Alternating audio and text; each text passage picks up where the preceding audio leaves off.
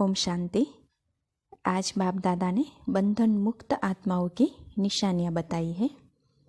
तो आज बाबा ने पहली निशानी तो यह बताई कि जो बंधन मुक्त होते हैं तो उसके मन में व्यर्थ संकल्प कभी भी नहीं चलते हैं।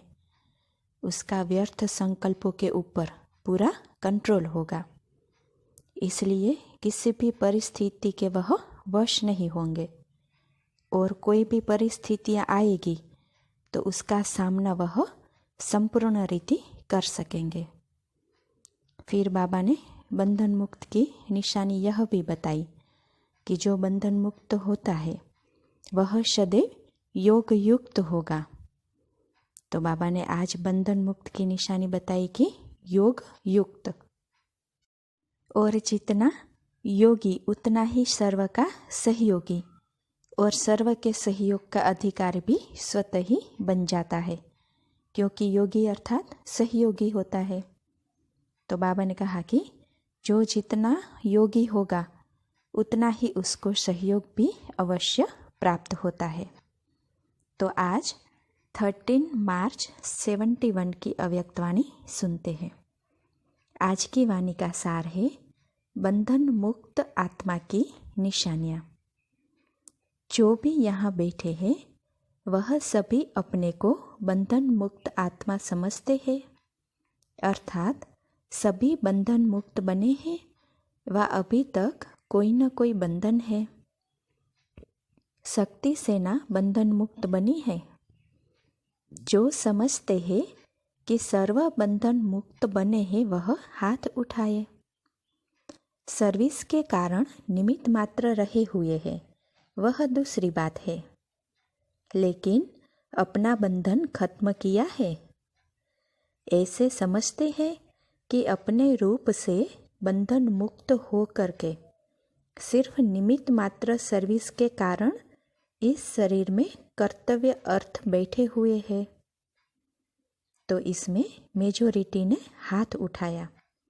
तो बाबा कहते हैं कि जिन्होंने भी हाथ उठाया वह कभी संकल्प मात्र भी, संकल्प व शरीर के परिस्थितियों के अधीन व संकल्प में थोड़े समय के लिए भी परेशानी व उसका थोड़ा भी लेश मात्र अनुभव करते हैं व उससे भी परे हो गए हैं।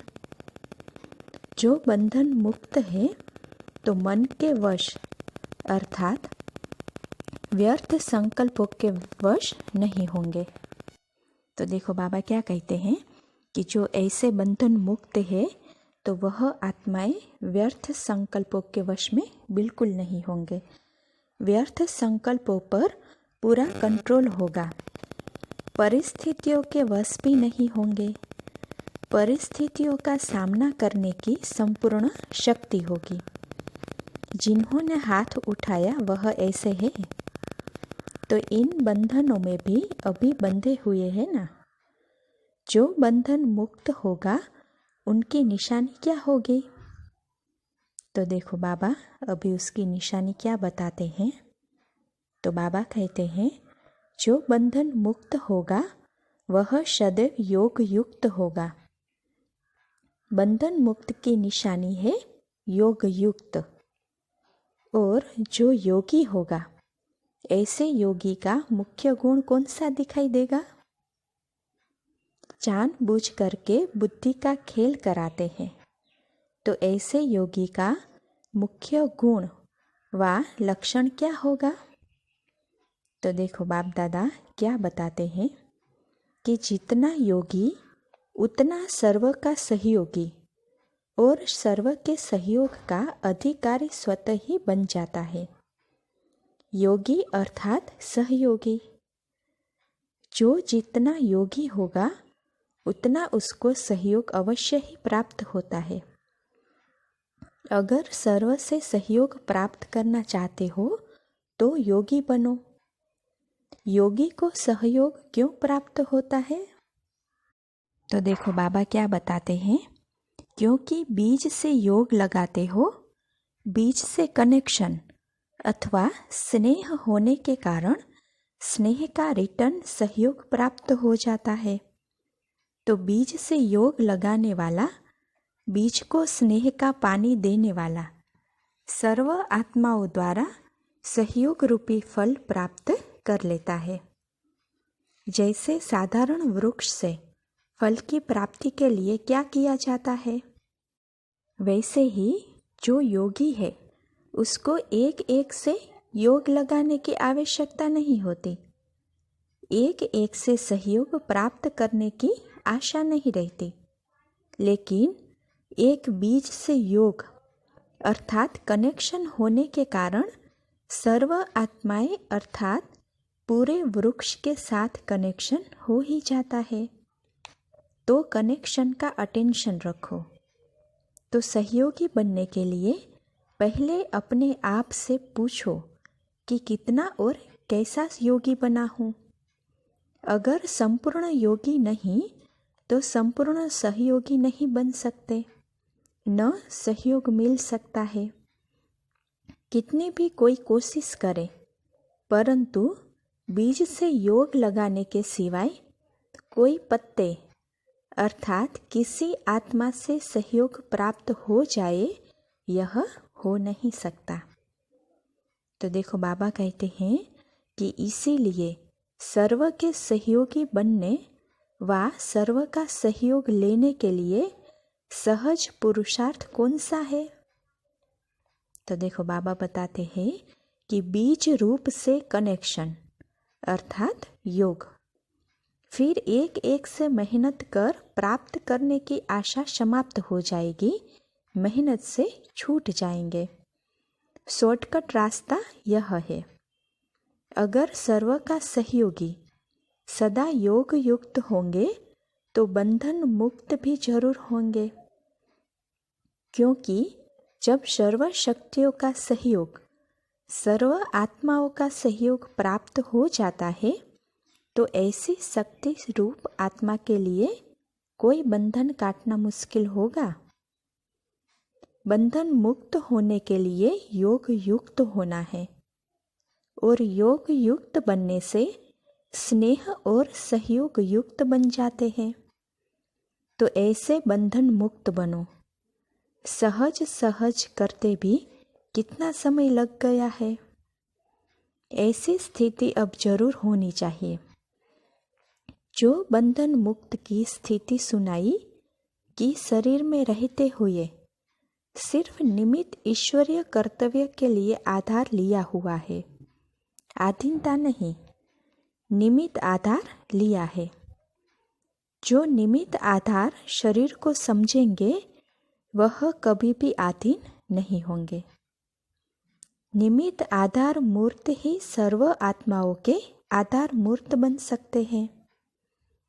जो स्वयं ही अधीन है वह उद्धार क्या करेंगे।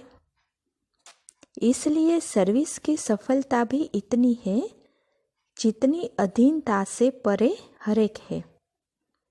तो सर्व की सफलता के लिए सर्व अधीनता से परे होना बहुत जरूरी है। इस स्थिति को बनाने के लिए ऐसे 2 शब्द याद रखो जिससे सहज ही ऐसी स्थिति पा सको। वह कौन से 2 शब्द हैं? जब बंधन मुक्त हो जाएंगे तो जैसे टेलीफोन में 1-2 का आवाज कैच कर सकते हैं, वैसे कोई के संकल्प में क्या है वह भी कैच करेंगे।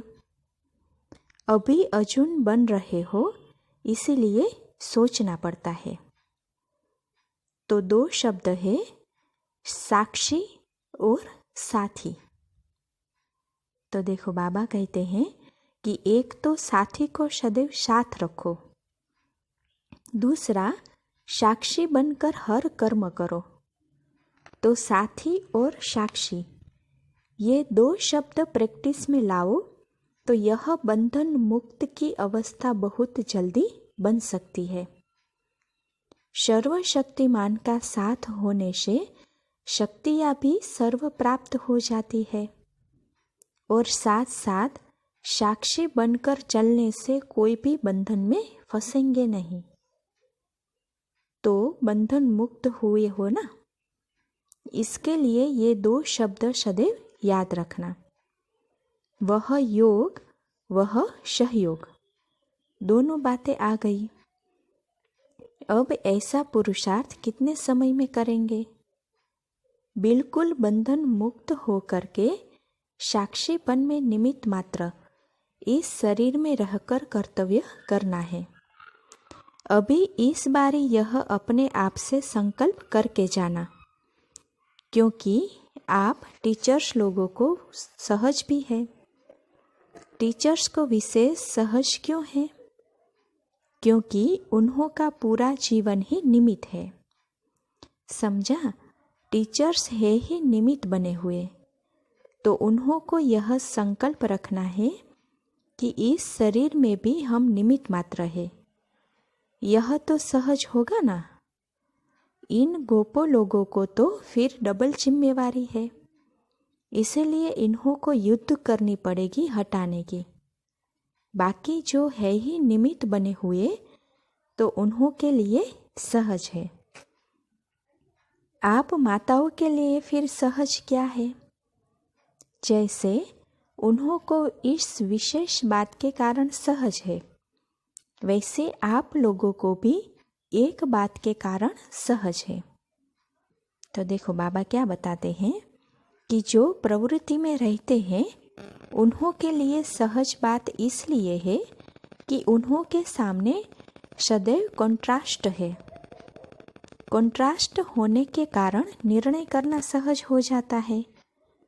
निर्णय करने की शक्ति कम है, इसीलिए सहज नहीं भासता है।